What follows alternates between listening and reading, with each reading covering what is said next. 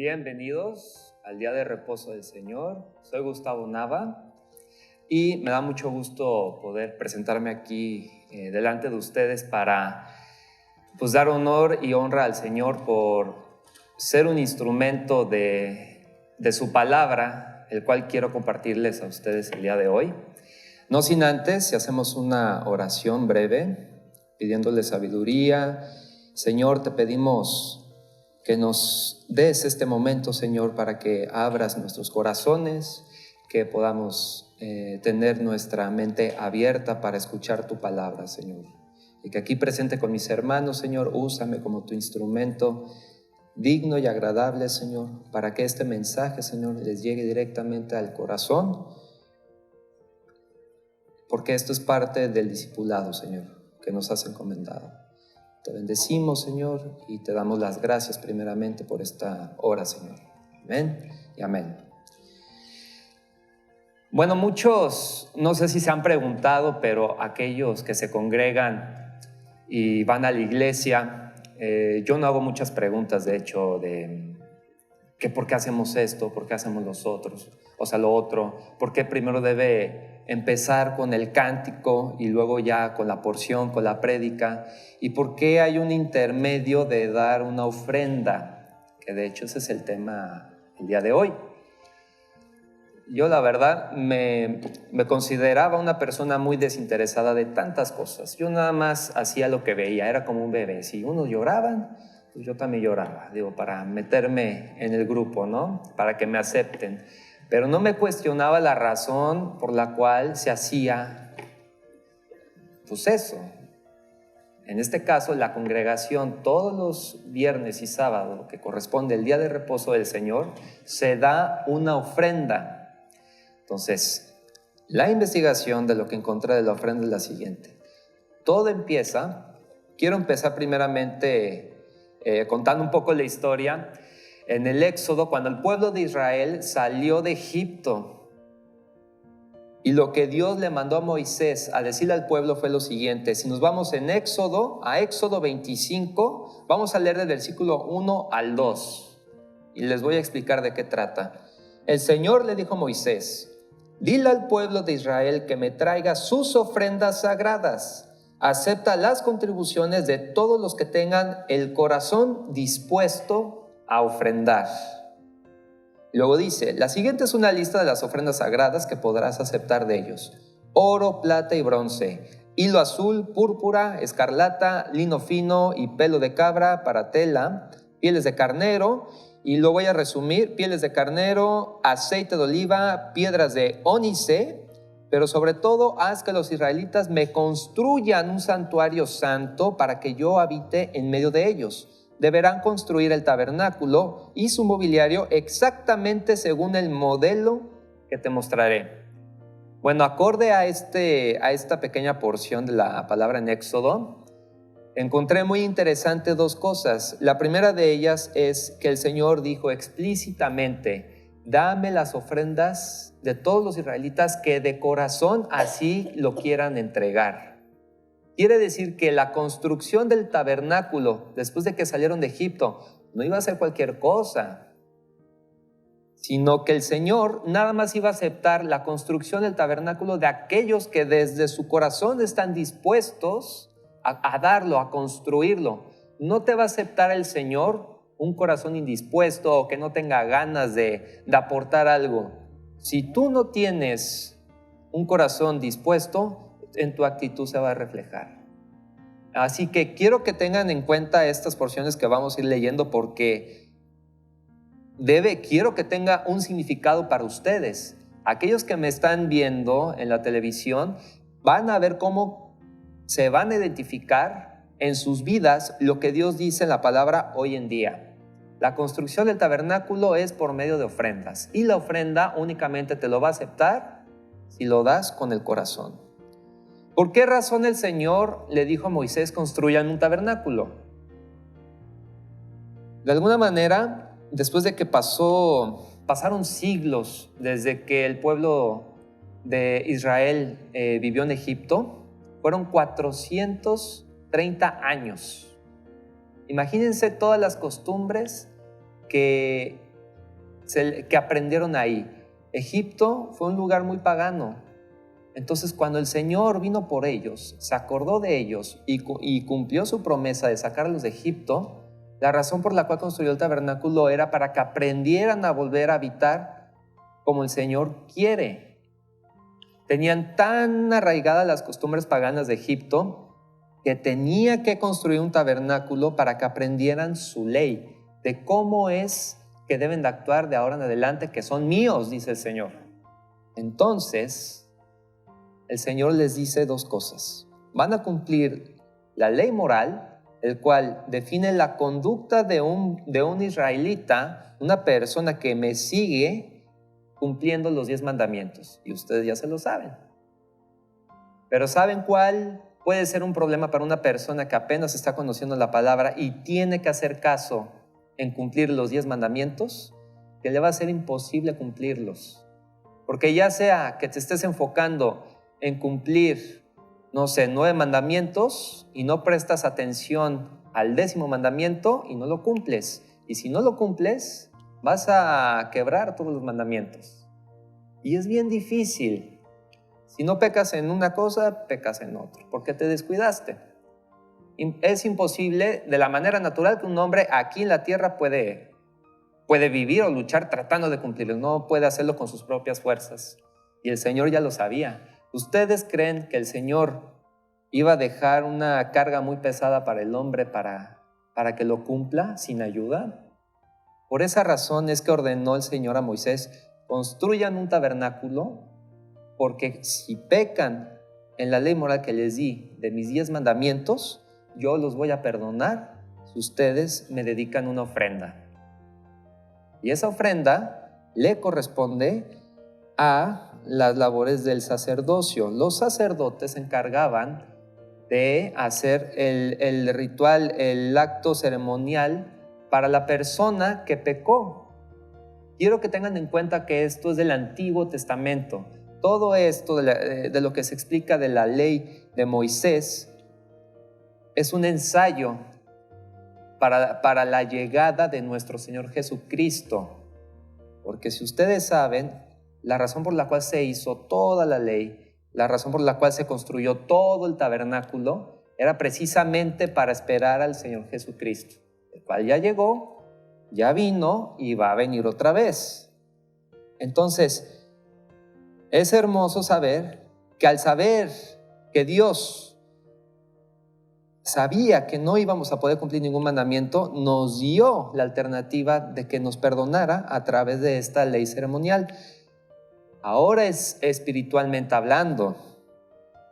La conducta moral del pueblo era cíclica. Todos los días, ya sea que pecaba, pedía perdón. Pero todo era un ensayo hasta que Cristo llegara. ¿Ok? Si rompían algún mandamiento, ocasionaban pecado. Y para pedir perdón, acudían al sumo sacerdote en el tabernáculo y ejecutaban el acto ceremonial indicado para obtener el perdón. Y la verdad, yo nada más estoy mencionando de perdón, lo enfatizo más al tratarse de los 10 mandamientos, pero también se dedicaba a ofrendas para dar gracias. Pero es gracias después de obtener el perdón del Señor primeramente. ¿Vale? Ahora, si el tabernáculo entonces fue construido con ofrendas de corazón, es decir, actos de amor, por lo tanto, no podemos decir que los materiales para los cuales se entregaron a la construcción sean meramente naturales. O sea, no voy a dar una piedra nada más porque la doy. No te estoy dando una piedra, te estoy dando mi corazón.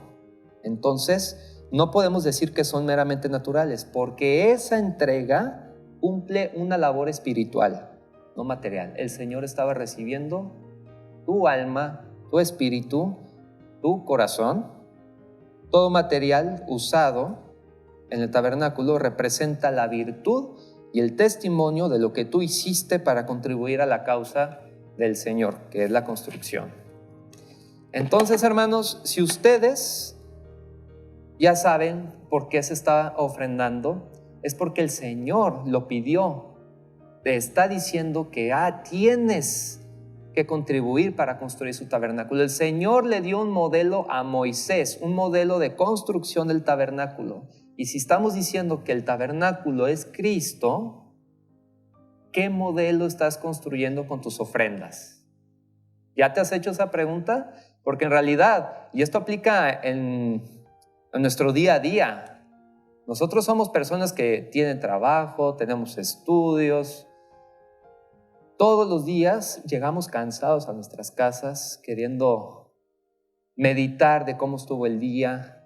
No se han puesto a razonar, no se han preguntado, ¿por qué estoy haciendo todo esto? O sea, estoy trabajando, lo que recibo son regaños, pura carga, quejas, y no me escuchan, o no hacen lo que yo digo, no hacen caso, pues ¿para qué me desgasto? O los estudios, no, son muchísimas materias, y aparte yo quería hacer de 10, pero pues de 8, bueno, me conformo ya con 7, ahí como que se van desganando porque cada vez les cuesta más trabajo estudiar, porque nos exige bastante. Nos emocionamos bien, padre, al principio, es como cuando uno iba a la escuela, no sé si siguen yendo a la escuela, pero cuando de pequeños los padres le compran los útiles a sus hijos, se emocionan tanto porque van a empezar un nuevo semestre, entonces quieren tener todo bien ordenadito, acomodadito, huelen la pluma, la libreta, están listos para aprender así. Y quieren escuchar todo lo que dice el profesor y anotarlo. Tienen todas las ganas del mundo. Todas las ganas del mundo. ¿Me explico? Pero no las ganas que el Señor quiere que tengas. El ánimo que el Señor quiere que tengas. La razón por la cual Él quiere que te esfuerces. Nosotros se nos enseñó a esforzarnos con nuestras propias fuerzas para obtener la aprobación de hombres. ¿Por qué un niño, por ejemplo, ahorita estaba mencionando el ejemplo del niño, un niño por qué se emociona tanto en los primeros días de escuela, en entregar todo a tiempo, en entregar las mejores calificaciones y luego se va hacia abajo? Porque quería impresionar, quería resaltar, quería que lo reconocieran de que era el mejor de la clase. Lo mismo en el trabajo, estoy tan emocionado, tengo que hacerme quedar bien con el jefe, tengo que decirle que me estoy quedando más horas trabajando para cumplirle, o sea, para impresionarlo. Pero estás esperando una aprobación de tu jefe. Entonces, ¿qué pasa cuando esa aprobación no es aprobación? Sino que recibiste una decepción tremenda porque tu jefe, a pesar que vio tus esfuerzos, no te va a recompensar. A pesar de que el niño hizo todas sus tareas, no va a recibir una estrellita. Yo lloraría si fuera ese niño, la verdad, ¿eh? De hecho, sí lloré, ahora que me voy acordando de mi infancia. Sí lloré, no me dieron mi estrellita. ¿Y saben qué? Si así yo de pequeño estaba esperando obtener la aprobación de mi profesor, imagínense, quedarme con esa mentalidad de pequeño cuando ya tuviera mi trabajo, o cuando, bueno, ya estaba estudiando en la universidad, tuviera mi trabajo, o tuviera mi negocio. ¿A quién quiero impresionar? ¿Quién quiero que me apruebe? ¿A quién debo demostrarle que le estoy echando ganas para que me digan que hice bien mi trabajo? Podemos asimilar ese esfuerzo, esas ganas de ser reconocidos, de que tenemos ganas de dar, de demostrar. ¿Podemos relacionar eso con una ofrenda? Por supuesto que sí. Tú cuando das una ofrenda, según la Escritura, lo debes dar de corazón. Si tú te esfuerzas mucho por dar algo, créeme que sí, es un sacrificio lo que estás dando. Es una ofrenda, te costó a ti darlo. Sin embargo, lo das porque estás convencido que es lo correcto. Y sobre todo si es que ya sabes de la palabra, y el Señor te dice, dame tu ofrenda. Dame, hijo mío, tu corazón. Y déjenme decirles, el tabernáculo no fue una construcción común y corriente. Tenían tantas cosas que tenían que tener cuidado los israelitas para construirlo. Construyeron el arco, la mesa...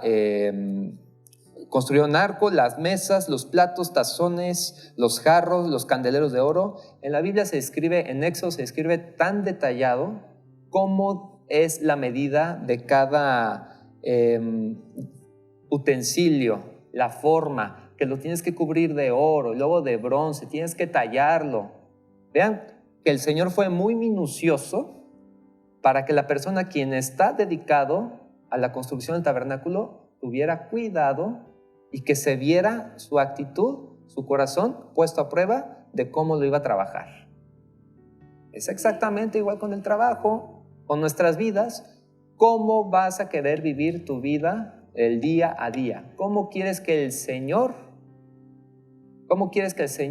reciba tu vida el día a día? Porque todos los días tenemos una prueba. Si nosotros nos consideramos una ofrenda, a nosotros mismos una ofrenda, entonces yo voy a dedicar lo mejor que sé hacer, pero ya no para hombres. Aquí quiero que se den cuenta que el Señor nos está explicando por medio de la ofrenda lo importante que es para Él recibirlo de parte de tu corazón. Y ya no está hablando que le des cosas materiales, te está pidiendo que le des tu vida.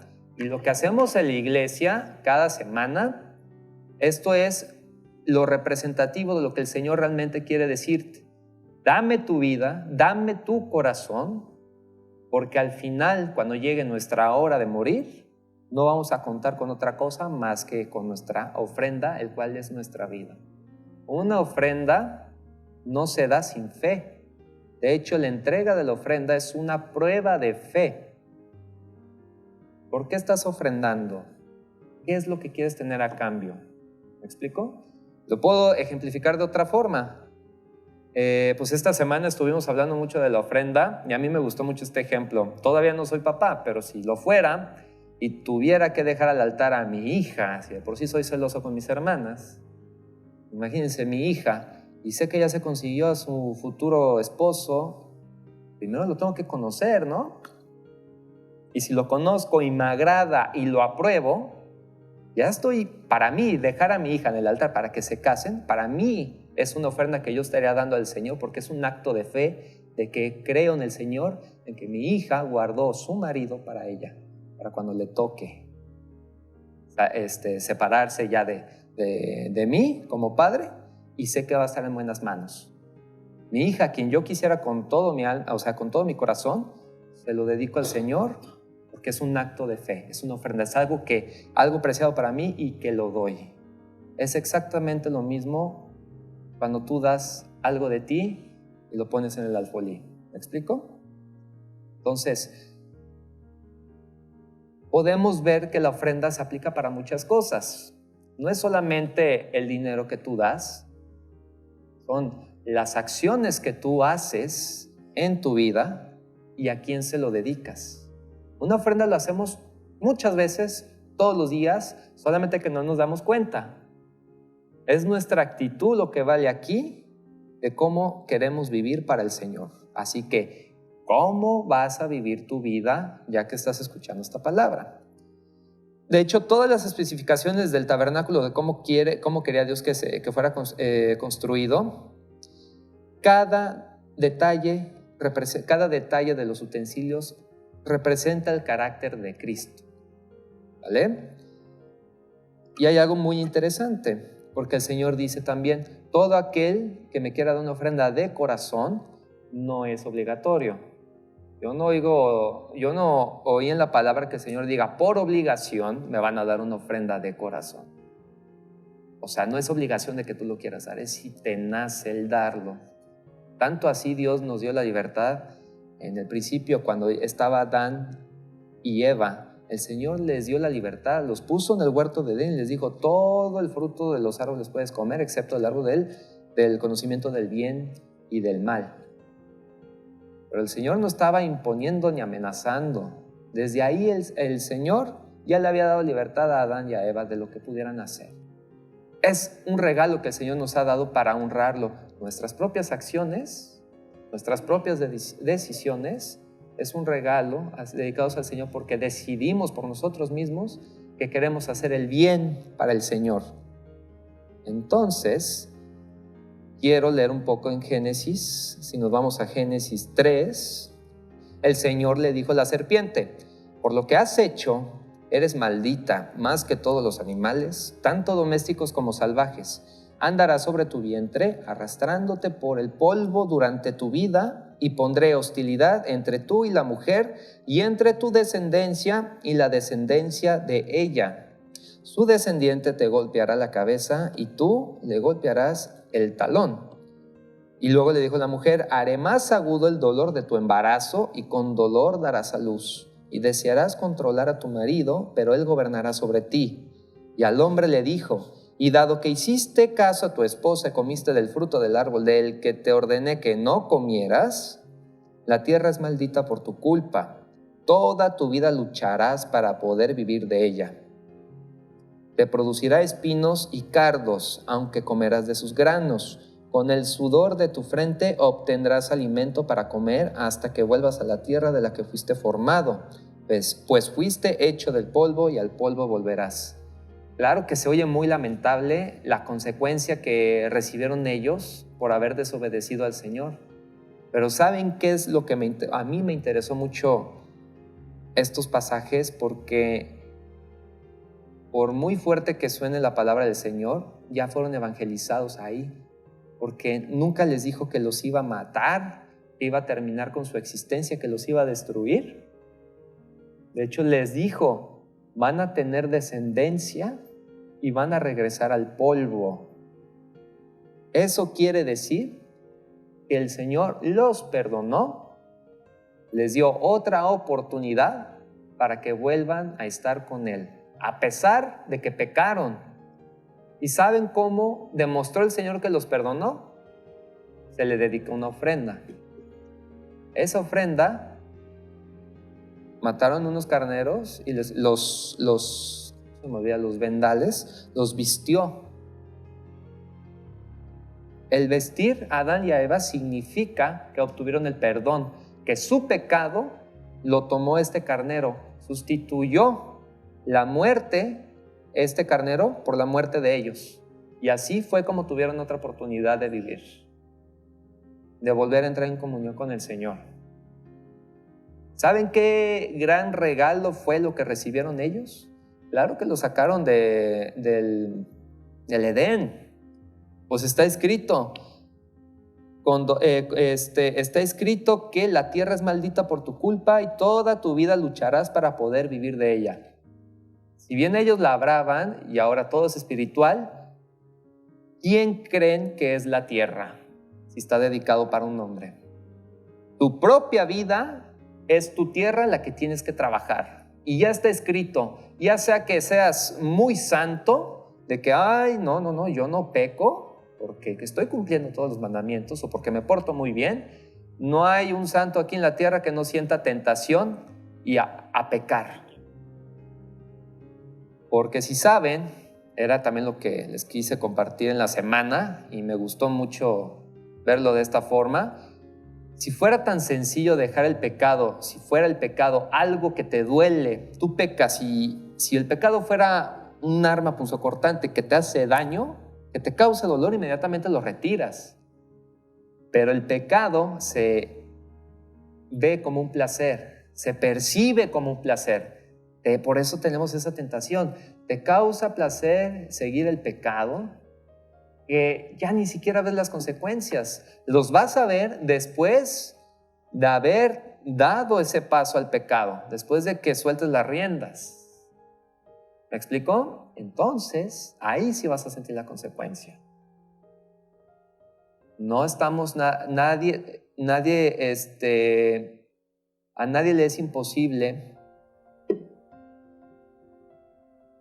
Más bien, todos estamos expuestos a pecar, pero gracias a este evangelio, al primer evangelio que le dio Dios a Adán y Eva, desde ahí podemos contar con toda seguridad que tenemos la oportunidad de demostrarle al Señor que queremos estar con Él otra vez. Ahora, ¿quién fue el primer hijo de Adán y Eva? Si nos vamos a Génesis 4, les quiero leer el primero y el segundo verso. Ahora bien, Adán tuvo relaciones sexuales con su esposa Eva y ella quedó embarazada. Cuando dio a luz a Caín, dijo: con la ayuda del Señor he tenido un varón. Y tiempo después, dio a luz el hermano de Caín y le puso por nombre Abel. Y cuando crecieron, Abel se hizo pastor de ovejas, mientras que Caín se dedicó a cultivar la tierra. Me quedé pensando, pero esto sí es de mi propia opinión, pero tengo muy guardado el versículo donde dice el Señor que solamente del huerto podrás comer los frutos. Frutos. La carne no. Entonces, ¿por qué Abel fue un pastor de ovejas si no comían carne? ¿Por qué creen? Porque fue evangelizado por sus padres, porque recibió la palabra de salvación. La manera de demostrar esa gratitud hacia el Señor fue hacerse pastor de ovejas, y por esa razón es que daba lo mejor que tenía de su ganado hacia el Señor, para el Señor, todo dedicado al Señor. Caín, por otro lado, pues era labrador. Él trabajaba la tierra y llevaba alimento. Pero ¿saben cuál fue la diferencia? Porque más adelante, en el versículo 3 dice: al llegar el tiempo de la cosecha, Caín presentó algunos de sus cultivos como ofrenda para el Señor, y Abel también presentó una ofrenda, lo mejor de las primeras crías de los corderos de su rebaño. El Señor aceptó a Abel y a su ofrenda, pero no aceptó a Caín ni a su ofrenda. Esto hizo que Caín se enojara mucho y se veía decaído. ¿Ustedes por qué creen que Caín se vio enojado? Desde el principio se quiso comparar con Abel. Quería el Señor que compitieran entre ellos para ver cuál ofrenda era mejor. ¿Qué no se supone que cada uno da conforme a su corazón? Entonces, ¿con quién quieren luchar para decir que eres mejor que tu hermano y que el Señor lo sepa? Entonces el Señor le reveló a Caín que no le gustó su ofrenda porque estaba pensando de esa manera. Estaba codiciando que fuera reconocido más que su hermano Abel. Y tanto fue esa codicia o tanto fue ese celo que se dejó engañar por el diablo otra vez. Se dejó engañar por el diablo y le causó cierto placer el permitirse imaginarse ser mejor que Abel y tomar su lugar, tanto así que se atrevió a matarlo. ¿Me explicó? Entonces, tenemos que tener mucho cuidado en dónde está nuestro corazón y de cómo hacemos nuestras cosas en nuestra vida diaria. ¿Sale? Aquí hay otra parte muy interesante. El Señor nos ha dado la capacidad para ofrendar con amor, tal y como Él quiere. Nosotros ya tenemos ese regalo, ese favor de Dios. El Señor, en Eclesiastés lo dice, el Señor ya nos ha dado la eternidad. Tenemos lo necesario para dar, porque todo lo que tenemos, no somos el dueño de lo que tenemos, sino que el Señor ya nos los entregó. ¿Qué es lo que tenemos que hacer cuando ya lo tenemos todo? Porque en realidad, es la verdad, hermanos, ya lo tenemos todo. Pues devolverlo. Señor, tú me has dado una vida, yo no te pedí nada para que me dieras una vida. Nada más nací, salí del vientre de mi madre. Y sé que no me educaron de la manera correcta porque estamos en tiempos difíciles, nacimos con pecado, pero gracias a que me han nutrido con la palabra, gracias a que me atreví a escucharte, me has rescatado de la prisión en la que yo estaba y me has hecho ver todos los tesoros que me has dado en mi corazón, que no quiero otra cosa más que devolvértelo, que entregártelo, trabajar para entregártelo. Es como si tuviéramos una venda y poco a poco nos los estamos quitando y estamos viendo más claramente la razón por la cual estamos aquí.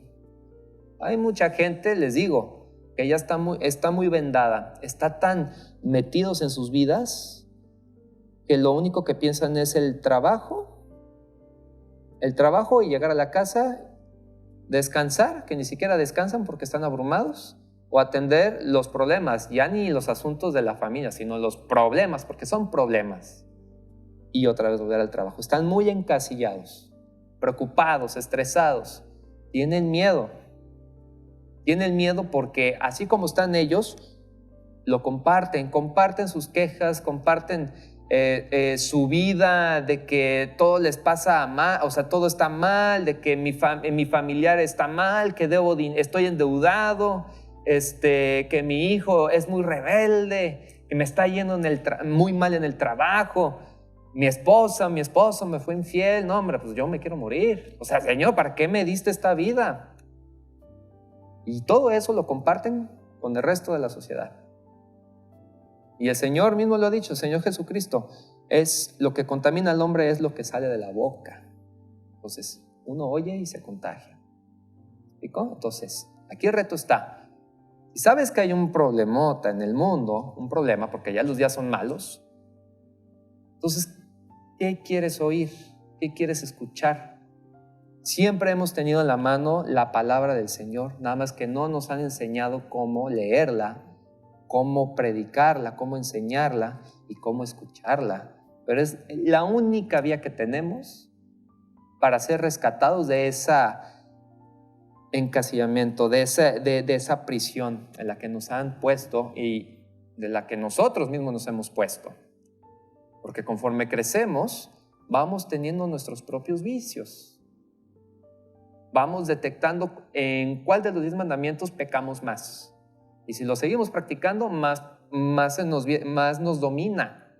Pero en cuanto más practiquemos en leer la palabra, entonces más podemos vencer a la carne.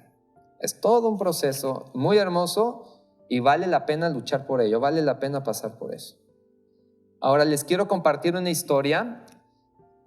Son como 20 versículos, pero se los quiero resumir. En Segunda de Reyes, capítulo 5, del 1 al 27. Me encanta mucho este pasaje porque me hizo ver la diferencia de cómo vamos a entregar nuestra ofrenda, de cómo queremos ofrendar hacia el Señor. Déjenme leerles rápido la historia. Había un rey arameo. El rey de Aram sentía una gran admiración por Naamán, un comandante del ejército, porque el Señor le había dado importantes victorias a Aram por medio de él. Pero a pesar de ser un poderoso guerrero, Naamán padecía de lepra. Y en ese tiempo los saqueadores arameos habían invadido la tierra de Israel, y entre sus cautivos se encontraba una muchacha a quien habían entregado la esposa de Naamán como criada. Fíjense, era una mujer israelita.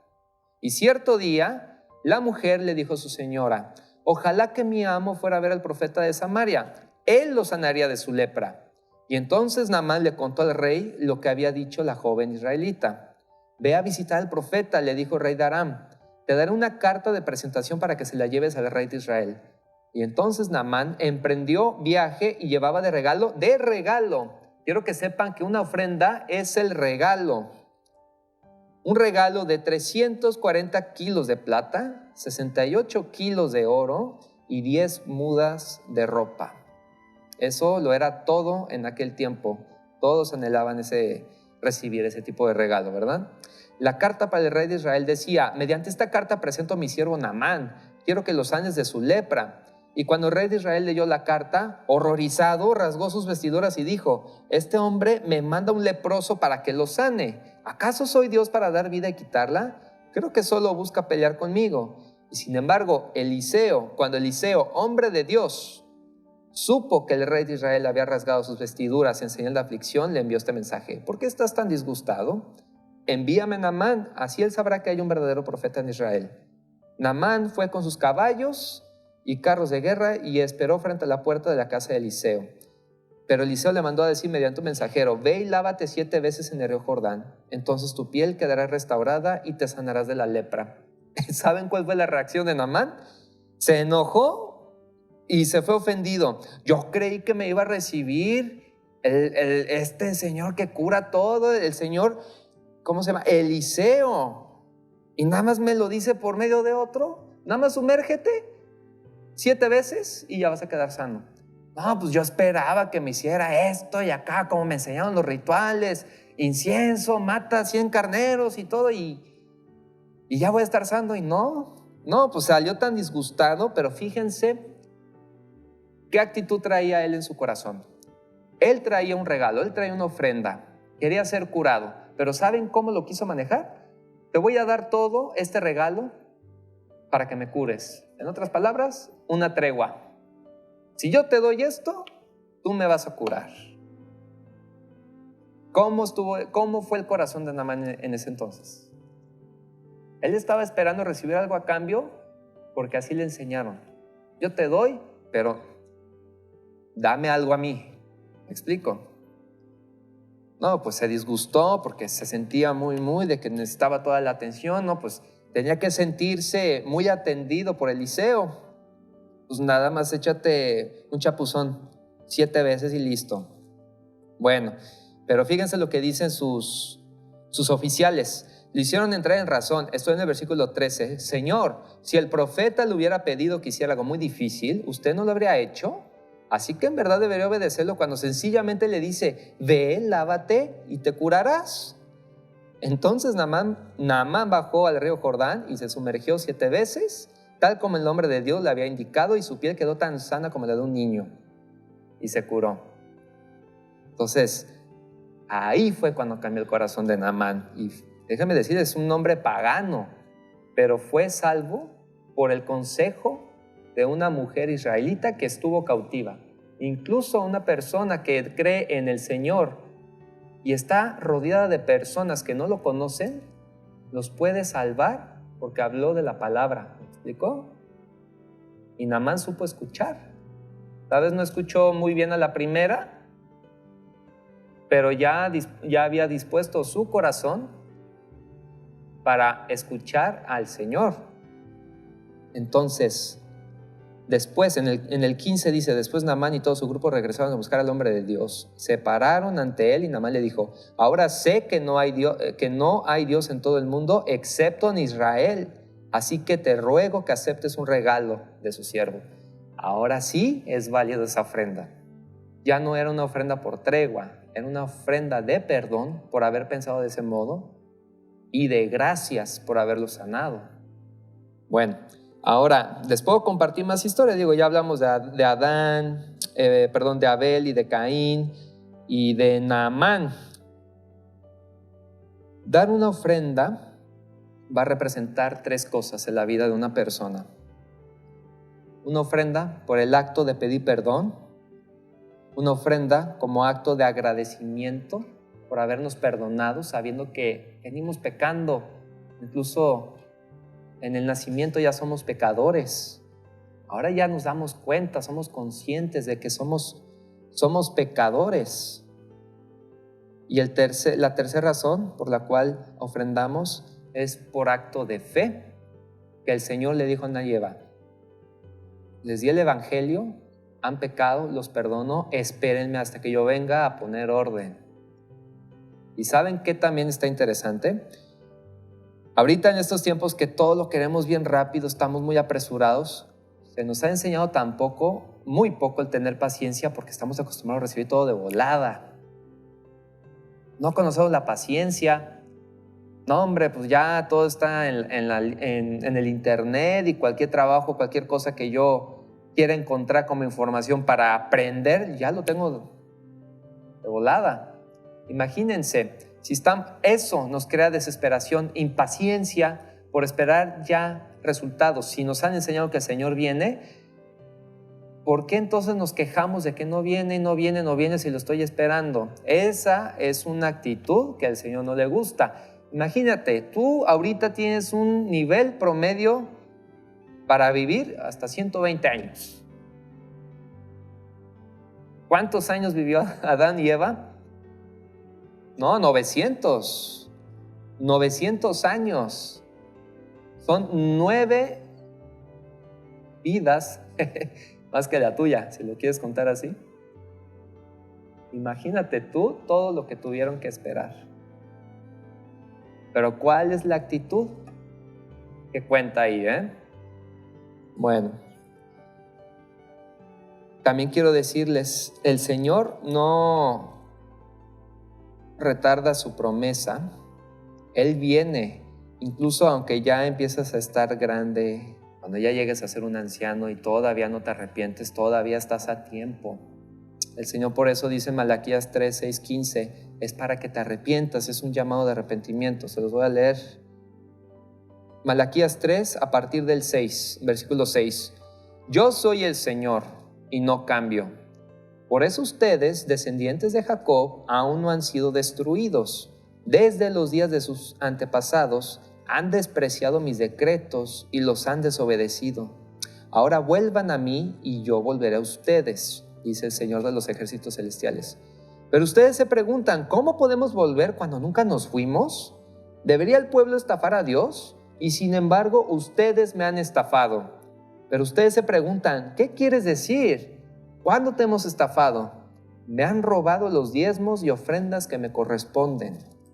Ustedes están bajo maldición porque toda la nación me ha estado estafando, me han robado. Traigan todos los diezmos al depósito del templo para que haya suficiente comida en mi casa. Y si lo hacen, dice el Señor de los ejércitos celestiales, les abriré las ventanas de los cielos. Derramaré una bendición tan grande que no tendrán suficiente espacio para guardarla. Inténtenlo, pónganme a prueba. Sus cosechas serán abundantes porque las protegeré de insectos y de enfermedades. Las uvas no caerán de las vides antes de madurar, dice el Señor. Hasta ahí lo quiero dejar. Quiero que vean que además de que estamos muy agradecidos y ofrendamos, también es una prueba en el lugar en donde estamos parados. Tú estás aferrado a algo y el Señor te da la oportunidad para que te desprendas de lo que te hace daño. Si es que tienes miedo de quedarte sin nada y te dicen que ofrendes, no tengas miedo, porque el Señor te está diciendo aquí que yo te cuido, yo te voy a bendecir con tanta abundancia que no te puedes imaginar cuánto. Vean lo importante, las ganas de querer ofrendar al Señor. Si tú ya conociste, ya sabes que eres un pecador y que has vivido tan triste porque las cosas no te salen o porque no estás llegando a tus metas, te tienes que volver a plantear cuáles son tus metas, qué era lo que estabas queriendo conseguir y la razón por la cual estuviste trabajando tan duro. Y lo que te hace tanto daño, ese pecado que te causa tanto placer y que te va haciendo tanto daño, te vas dando cuenta que ya te hiciste tan dependiente de ese pecado. Pero ya que sabes esta palabra, el Señor te da la oportunidad para que te desprendas. Déjalo. Señor, te doy mi vida, quítame este peso de encima que yo no puedo con mis propias fuerzas. Recibe de mí este corazón, esta actitud, esta humillación, Señor. Te presento mi corazón en humildad porque yo ya no sé qué hacer con mi vida. Ayúdame a salir de este infierno que tengo en mi vida, Señor, de esta prisión. Van a ver que estando en esa situación, van a querer ofrendar. Necesitamos dar ofrendas para que el Señor nos pueda bendecir como desde siempre lo hemos querido recibir. Necesitamos dar ofrendas. Las personas malvadas ofrendan como acción de tregua. Por ejemplo, las iglesias, si no explican por qué estamos ofrendando, entonces ya sean los pastores o alguna persona que se para aquí para decir que hay que ofrendar por nomás, está viendo nada más por sus intereses. O no les explican ni siquiera a las personas de la iglesia por qué tienen que ofrendar, nada más ofrenden. Hasta ya los ponen en filas, le dicen, a ver, tú con el billete de 500, tú con el de 1000 y tú el de los de 20 pesos hasta el final. Ofrendan como acción de tregua. ¿Quieres la salvación? Tienes que pagar. Pero hay una parte muy interesante que me gustó mucho también. Vámonos a Romanos 10, por favor. O a una persona que ofrenda y no tiene conocimiento de por qué ofrenda, no por eso quiere decir que es una mala persona. Se los voy a leer desde el versículo 1. Amados hermanos, el profundo deseo de mi corazón y mi oración a Dios es que los israelitas lleguen a ser salvos. Yo sé que ellos tienen un gran entusiasmo por Dios. Quiere decir que sí lo conocen, pero es un fervor mal encausado.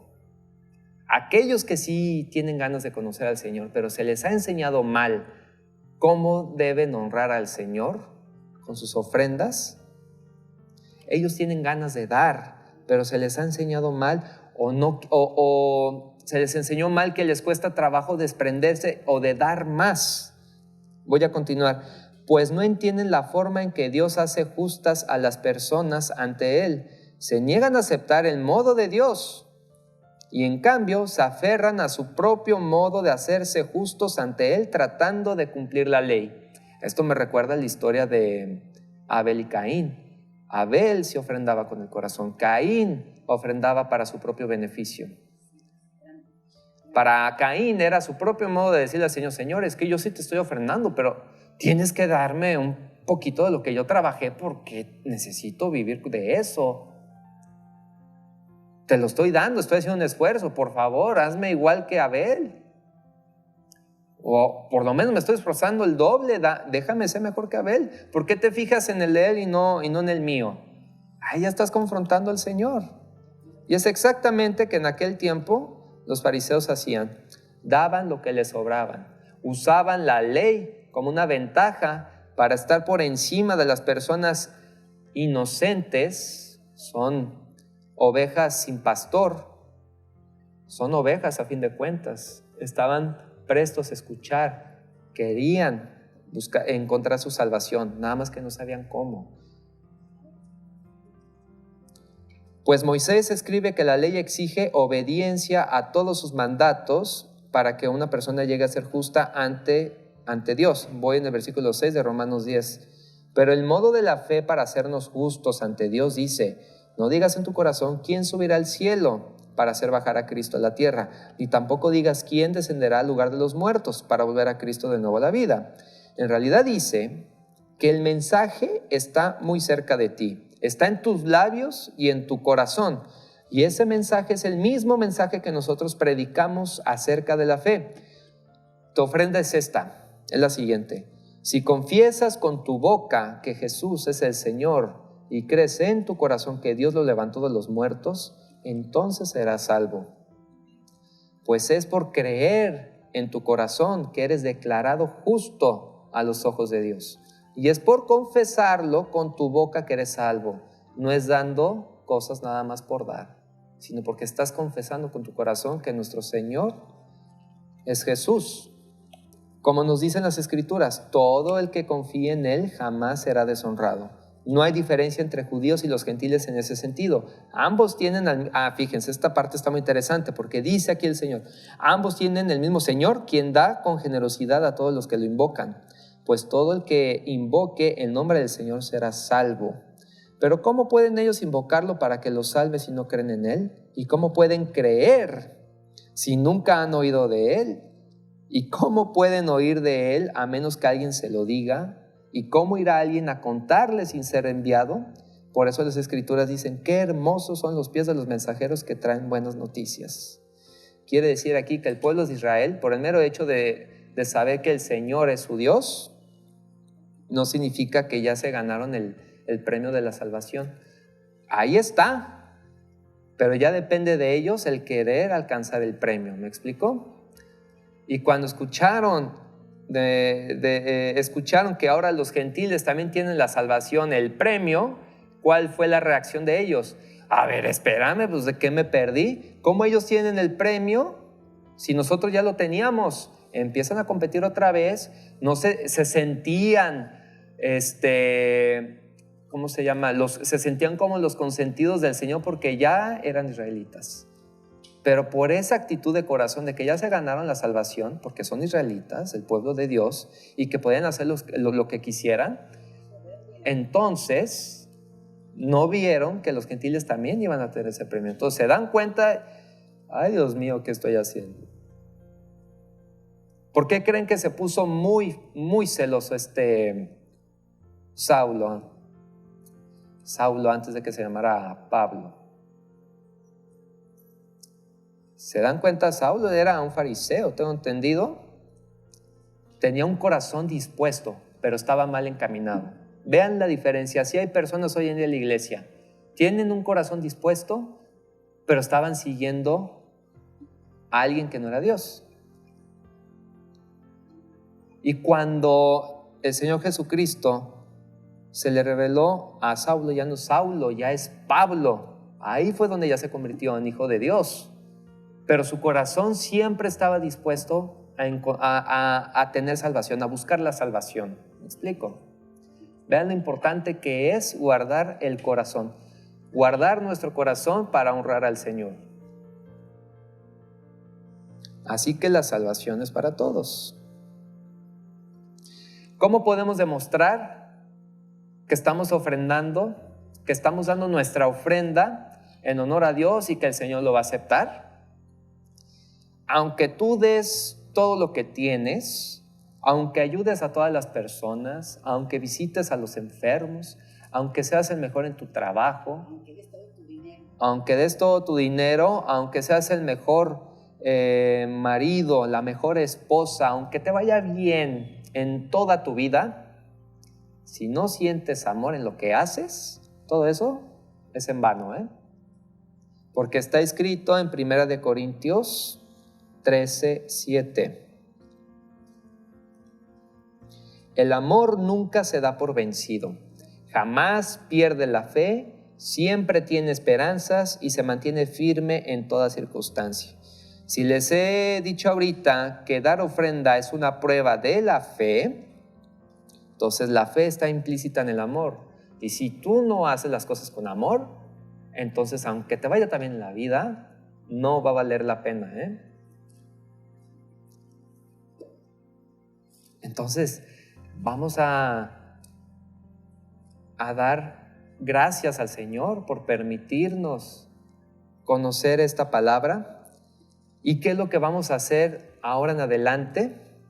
Sabiendo que tenemos todo y no lo sabíamos, pero ahora ya lo sabemos. ¿Cómo vas a trabajar ahora? ¿Con qué actitud vas a afrontar los problemas que tienes?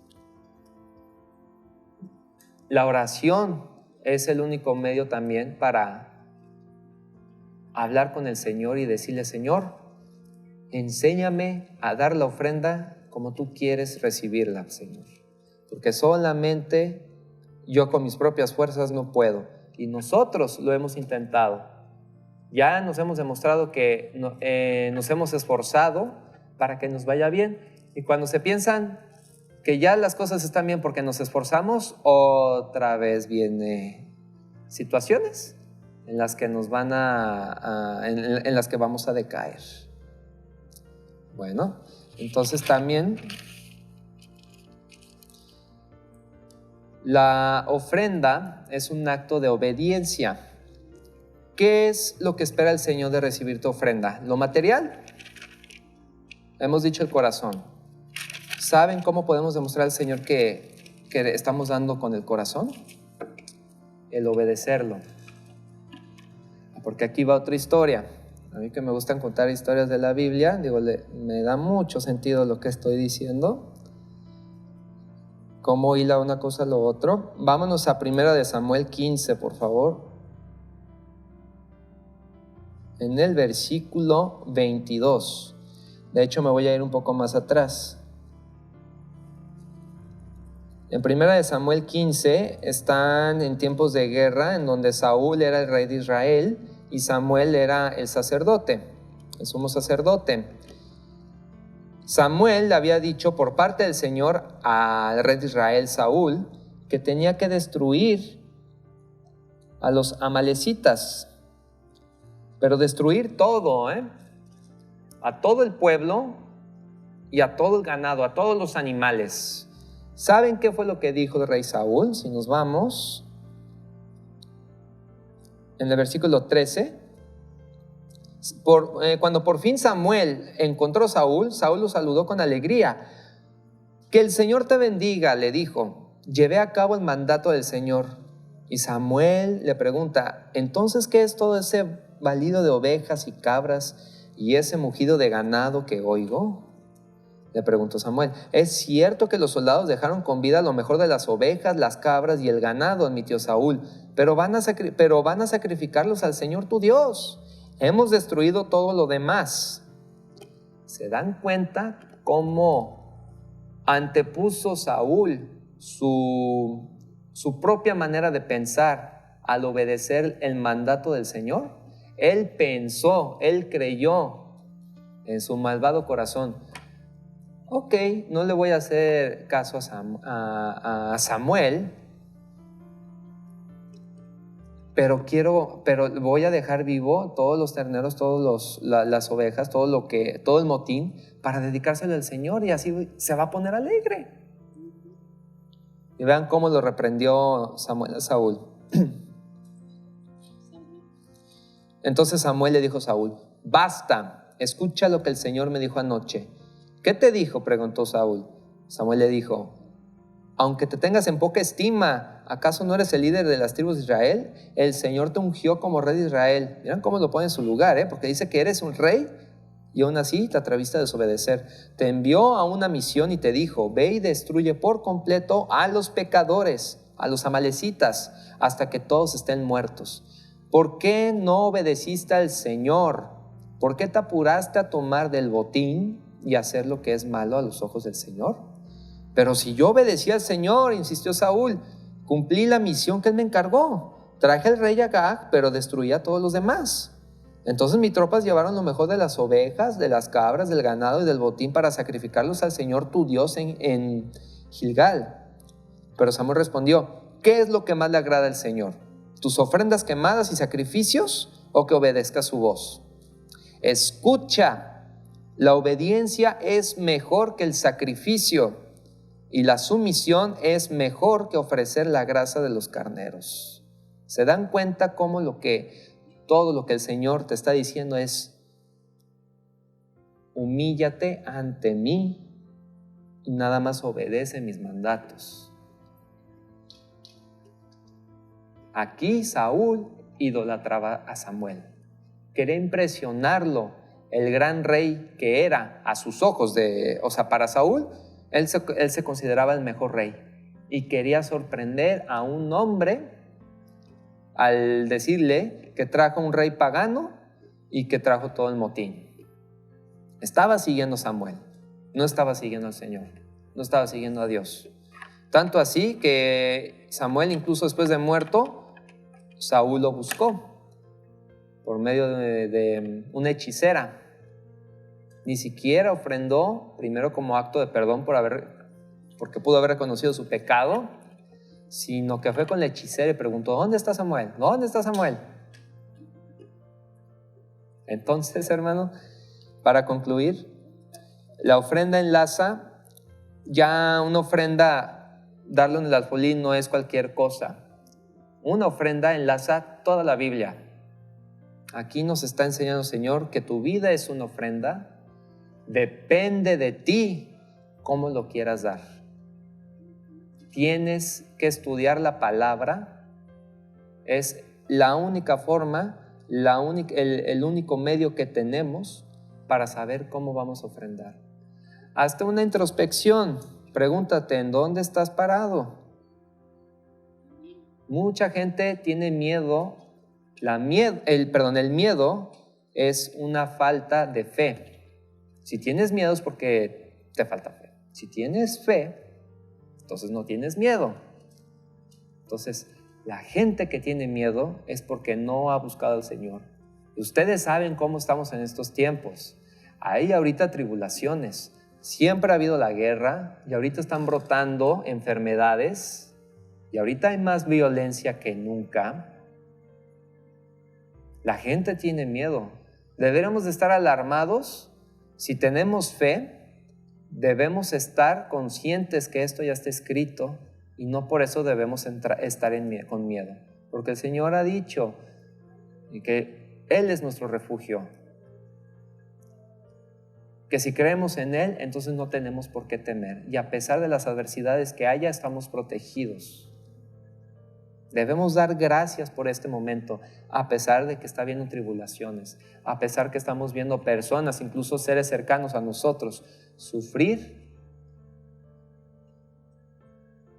Aquí tenemos la oportunidad de enseñarles a ellos: el Señor vive, cree en el Señor, porque todavía hay tiempo. Entonces, ¿Qué ejemplo quieres ser aquí en esta vida? ¿Cómo estás dispuesto a entregar tu vida para el Señor? Pues échale ganas. Empieza con lo más sencillo. Por ejemplo, todo empieza desde tu casa, ¿no? Cuando te levantas, ¿qué haces primero? ¿Ves tu cama extendida? ¿Te dan ganas de tenderla? ¿Tienes hambre pero te da flojera hacerte desayunar? Y cuando desayunas no quieres lavar los trastes. Y luego vas a bañarte y pasas por tu cuarto y la cama sigue extendida. ¿O se te olvidó planchar la ropa para el día del trabajo? Todo eso pasa por tu cabeza y todavía ni ha sido ni las 8 de la mañana y ya tienes que prepararte para ir a trabajar. ¿Y dónde está la oración, Señor? Si no le dedicamos ni siquiera tiempo para hacer las cosas del hogar y no se nos ha enseñado todo, y no se nos había enseñado que debemos dedicar tiempo para leer la Biblia, entonces mucho menos lo vamos a leer. Depende de tu actitud, cómo quieras hacer las cosas. Ya sabiendo esto, tiende tu cama, hazte desayunar, lava los trastes y date tiempo, sobre todo, siéntate, lee la Biblia, lee los pasajes, ponte a meditar, ponte a escudriñar, relaciona tu vida con toda la Biblia. Vas a encontrar pasajes y pasajes con los que te vas a sentir identificado y la manera de mostrar al Señor que lo entiendes es un agradecimiento enorme porque por fin alguien entiende cómo te sientes y ese alguien es nuestro Señor Jesucristo. Él pasó por todas las tribulaciones, por toda clase de tentación. No eres único en este mundo. A ti lo que te está pasando no eres el único, no eres ni el consentido de Dios ni nada, como muchos se sienten, de que Señor, a mí solamente me pasa esto, porque a mí. Mejor vamos a verlo en otra perspectiva. Y no hay mejor ejemplo que el testimonio, ¿verdad? Haz que tu vida sea una ofrenda y da tu testimonio. ¿En qué te ha ayudado la palabra para tu vida? Yo quiero aprovechar mi vida para eso. Yo, la verdad, con todo esto, con esta porción que les quiero compartir, viene de mi experiencia, de lo que he vivido, de lo que he sentido, y todo me lleva a que el Señor está poniéndote a prueba, que el Señor está contigo, que Él te está diciendo, vamos, tú puedes, que te estoy esperando, la recompensa ya es tuya, nada más tienes que alcanzarla, y yo te estoy esforzando, tú no estás solo, dame tu corazón, eso es lo que quiero, esfuérzate para darlo, sobre todo tráeme más como tú, y eso es lo que estamos haciendo aquí. Muchas gracias y que Dios los bendiga en este día de reposo.